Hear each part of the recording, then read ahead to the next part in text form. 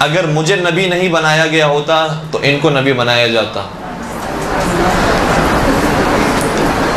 تو پھر امام نے ارشاد فرمایا کہ قرآن کریم کی آیت ہے وَإِذْ أَخَذْنَا مِنَ النَّبِيِّينَ مِيثَاقَهُمْ وَمِنْكَ وَمِن نُوحٍ، کہ اے نبی اس وقت کو یاد کرو کہ جب نبیوں سے عہد لیا جا رہا تھا نبوت کے بارے میں، اور جناب نوح علیہ السلام سے بھی عہد لیا گیا اور تم سے بھی عہد لیا گیا۔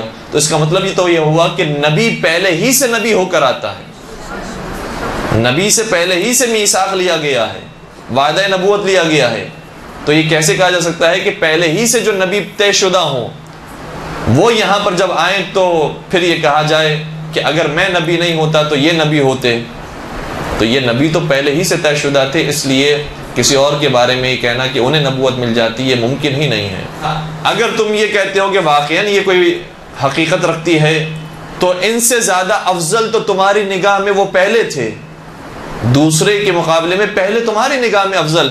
امام ترمذی رحمہ اللہ اپنی کتاب کے اندر ایک روایت لائے ہیں، لو کان بعدی نبی لکان عمر، کہ رسول انور صلی اللہ علیہ وسلم نے فرمایا میرے بعد نبوت جاری رہنا ہوتی تو عمر نبی ہوتے۔ اب اس روایت کو بنیاد بنا کر روافظ کی طرف سے 4 اعتراض کیے جاتے ہیں۔ پہلا اعتراض یہ ہے کہ یہ روایت سند کے اعتبار سے باطل ہے۔ دوسرا اعتراض یہ ہے قرآن مجید میں اللہ رب العالمین نے میثاق انبیاء کا ذکر کیا ہے، اور اس میثاق انبیاء کے اندر نبیوں کے ناموں میں حضرت عمر کا نام نہیں آتا، لہٰذا یہ روایت اس آیت کے خلاف ہے۔ تیسرا اعتراض یہ ہے کہ یہ روایت عقل کے بھی خلاف ہے کہ عصمت انبیاء کا ہونا لازمی اور ضروری ہے، نبی معصوم ہوتا ہے، اور حضرت عمر رضی اللہ تعالی عنہ اسلام لانے سے قبل کئی جرائم کا ارتکاب کر چکے تھے۔ چوتھا اعتراض یہ ہے کہ یہ روایت خود اہل سنت کے مذہب کے خلاف ہے۔ اہل سنت کا مذہب یہ ہے کہ انبیاء کے بعد افضل ترین شخص حضرت ابوبکر ہیں، جبکہ یہ روایت حضرت عمر کی افضلیت کو ظاہر کرتی ہے، لہٰذا یہ روایت باطل ہے۔ یہ 4 اعتراض ہیں۔ سب سے پہلے اعتراض کا جواب ذہن نشین فرما لیں۔ اہل سنت ایک معیار رکھتے ہیں، اہل سنت محدثین نے قبول روایت، قبول حدیث کا ایک معیار رکھا ہے۔ اگر اس معیار پہ روایت پورا اترتی ہے، پھر چاہے وہ اہل سنت کے مذہب کے بظاہر خلافی کیوں نہ ہو، اسے قبول کیا جاتا ہے، اور اگر اس معیار پہ پورا نہیں اترتی پھر وہ روایت رسول انور صلی اللہ علیہ وسلم کے فضائل میں ہی کیوں نہ ہو، چاہے جائے کہ حضرت عمر کے فضائل، وہ رد ہوتی ہے، اسے قبول نہیں کیا جاتا۔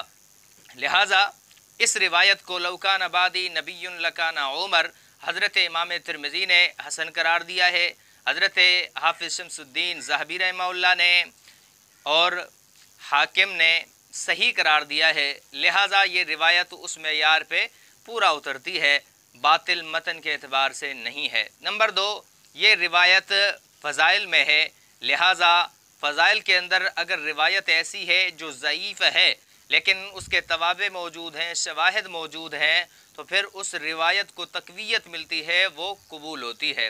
حضرت عمر رضی اللہ تعالی عنہ کے بارے میں کئی ایسی احادیث اور واقعات گواہ ہیں جو اس بات پر دلیل ہیں کہ حضرت عمر رضی اللہ تعالی عنہ کی رائے ایسی تھی جس کی اللہ تبارک و تعالی نے تصویب فرمائی ہے، جو انبیاء کرام کی صفات میں سے ایک صفت ہے، لہٰذا یہ روایت متناً اور ظاہراً باطل نہیں ہے۔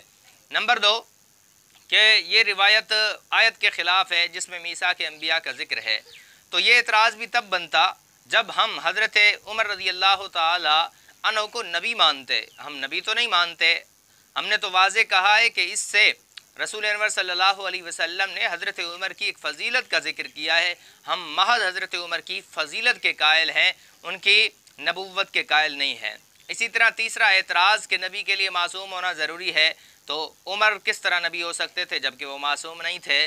تو یہ اعتراض بھی باطل ہے، کیونکہ ہم حضرت عمر کی نبوت کے قائل نہیں ہیں، ان کے لیے وقوع نبوت کے یا اثبات نبوت کے قائل نہیں ہیں، ثبوت نبوت کے قائل نہیں ہیں، ہم تو ان کی فضیلت کے قائل ہیں۔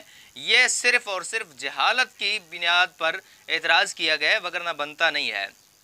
چوتھا اعتراض کہ خود اہل سنت کے مذہب کے خلاف ہے، یہ اعتراض بھی باطل ہے، کیونکہ یہ جزوی فضیلت حضرت فاروق اعظم کو، جس طرح دیگر صحابہ کرام کو کئی جزوی فضائل حاصل ہیں، ان فضائل کی بنیاد کی وجہ سے حضرت ابو بکر سے وہ افضل نہیں ہو جاتے، تو اسی طرح اس فضیلت کی وجہ سے حضرت عمر حضرت ابو بکر سے افضل نہیں ہوتے۔ باقی اس روایت کا مفہوم اور مقصد یہ ہے کہ رسول انور صلی اللہ علیہ وسلم نے دو چیزیں اس میں بیان فرمائی ہیں۔ ایک تو یہ کہ حضرت فاروق اعظم رضی اللہ تعالیٰ عنہ کا مقام کتنا بڑا ہے کہ ان کے اندر جو اوصاف حمیدہ تھی، اخلاق کریمانہ تھے، وہ انبیاء کرام کے مماثل تھے، انبیاء کرام سے ملتے تھے۔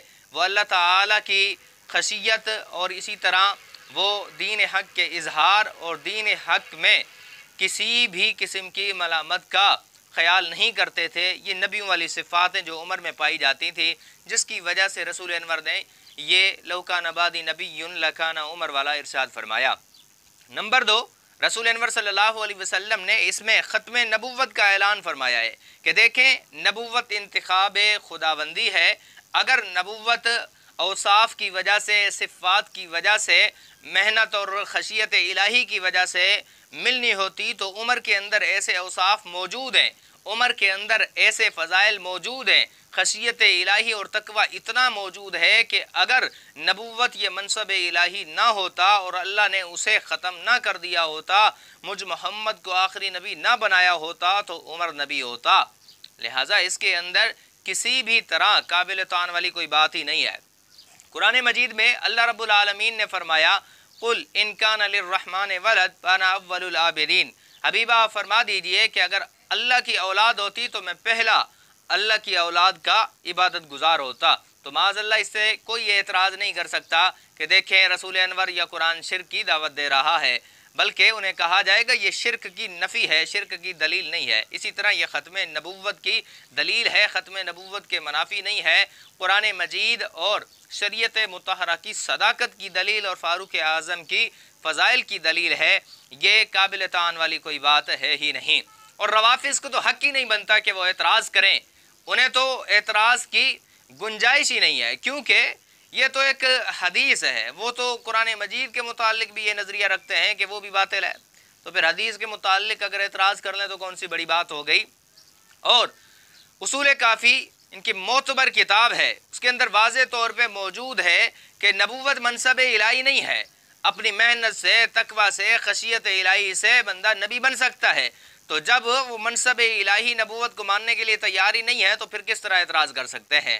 لہٰذا یہ ان کا اعتراض صرف اور صرف بغض عمر کی وجہ سے ہے، بغض صحابہ کی وجہ سے ہے، ان کا اسلام سے یا رسول انور صلی اللہ علیہ وسلم کی شریعت سے ہمدردی کا کوئی بھی معنی یا مفہوم مقصد نہیں بنتا۔